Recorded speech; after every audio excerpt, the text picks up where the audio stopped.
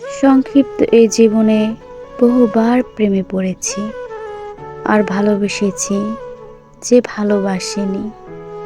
যাকে পাওয়ারও থাকে না আশা, ওই আর কি একতরফা ভালোবাসা।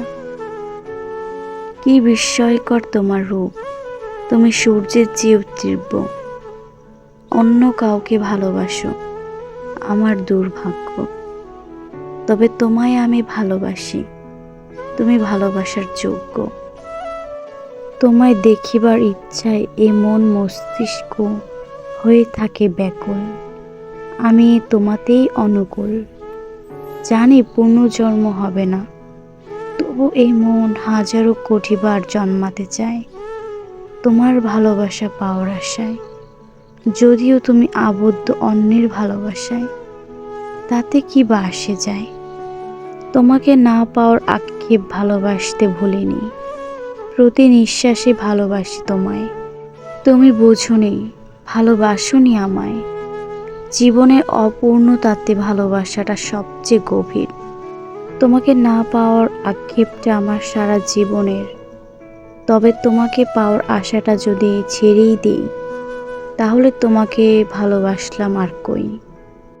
তোমাকে আমি ভালোবেসেছিলাম, ভালোবাসি, আর মৃত্যু ব্যতীত ভালোবাসব। তোমার সুখের জন্যই তোমার জীবন থেকে সরে আসব, তবু তোমাকে সুখে রাখবো।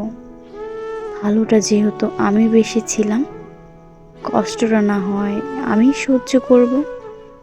সময় থাকতে মূল্য দিতে জানতে হয়, হারিয়ে গেলে আফসোস করে কোনো লাভ হয় না।